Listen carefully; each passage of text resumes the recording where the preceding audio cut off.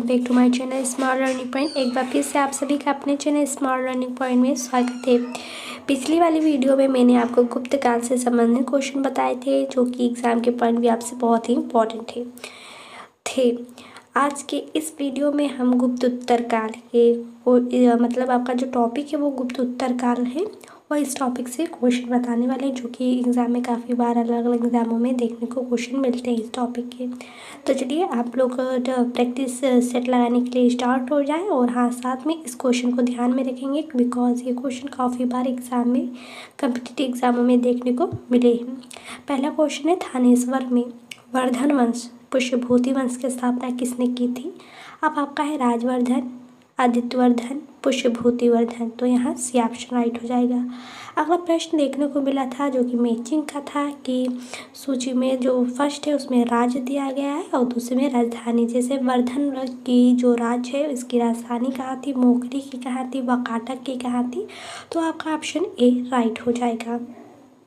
जैसे वर्धन का क्या था आपका थानेश्वर, मोखरी का कन्नौज, वाकाटक का आपका पूरिका, मैत्रक का आपका था वल्लभी। ओके। अगला प्रश्न यहाँ भी मैचिंग करने का पूछा, वही चीज़ क्वेश्चन देखने को यहाँ राजवंश दिया गया है। तो जैसे आपका वर्धन राजवंश था तो ये किससे संबंधित है, मोखरी राजवंश, वाकाटक, मैत्रक।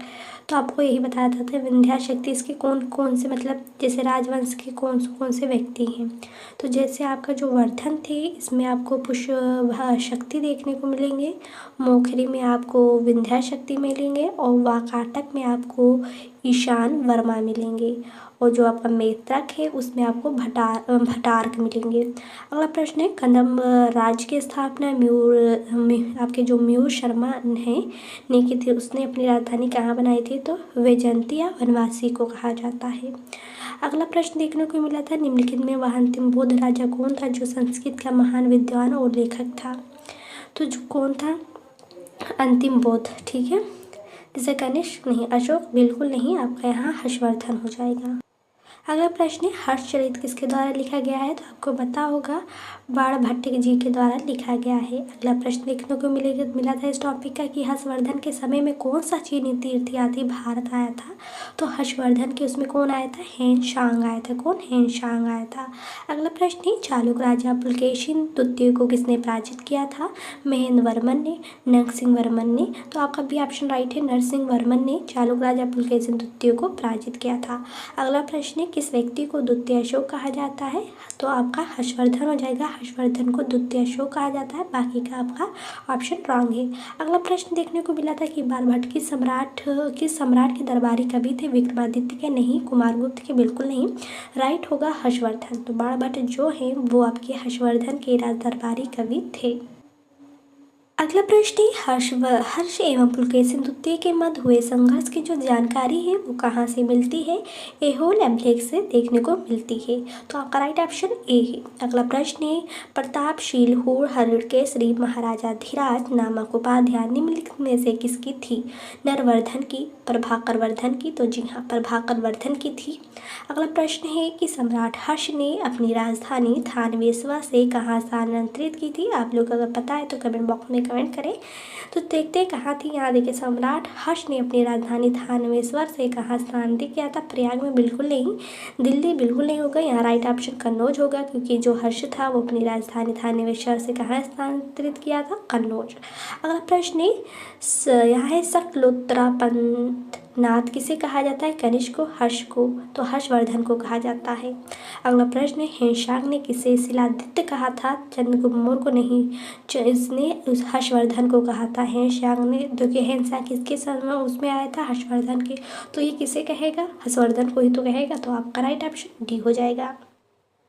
अगला प्रश्न था, गुप्त वंश के ह्रास के पश्चात उत्तर भारत में बड़े भाग का पुनर्गठन किसने किया था? चालुक्य ने, राजपूत ने, हर्षवर्धन ने। तो जी हाँ, गुप्त वंश के ह्रास के पश्चात उत्तर भारत में बड़े भाग का पुनर्गठन जो था वो हर्षवर्धन ने किया था।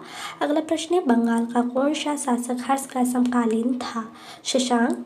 जी हाँ, तो बंगाल का जो शशांक था ये हर्षवर्धन का समकालीन था। अगला प्रश्न देखने को मिला था कि चालुक्य शासक पुलकेशिन द्वितीय ने किस नदी के किनारे हर्षवर्धन को परास्त किया था? महानदी, ताप्ती, नर्मदा। तो नर्मदा इसका राइट ऑप्शन देखने को मिलेगा, बाकी का आपका रॉन्ग ऑप्शन है। अगला प्रश्न है, हर्ष के शासनकाल में उत्तर भारत का सबसे महत्वपूर्ण शहर कौन सा था? यहाँ कहने का मतलब है इसका, तो आपको बता दें कन्नौज था। ठीक है, हर्ष के शासनकाल में उत्तर भारत का सबसे महत्वपूर्ण शहर कौन सा था? कन्नौज था। अगला एंड लास्ट क्वेश्चन था कि हर्ष की जीवनी किसने लिखी थी? फिरदौसी ने, बाणभट्ट ने, वराहमिहिर ने, इनमें से कोई नहीं। तो हर्ष की जो जीवनी है वो बाणभट्ट ने लिखी थी, तो राइट ऑप्शन बी हो जाएगा। देखिए स्टूडेंट, यहाँ ये जो टॉपिक आपका गुप्त टॉपिक के बाद में जो आता है काल, गुप्त उत्तर काल, तो इसमें ये क्वेश्चन ये सारे हर्ष उसी में हैं गुप्त उत्तर काल में। तो ये सारे क्वेश्चन आप लोग हल्के में ना लें, क्योंकि बिकॉज अगर देखा जाए तो एग्ज़ाम के पॉइंट में आपसे इम्पॉर्टेंट है।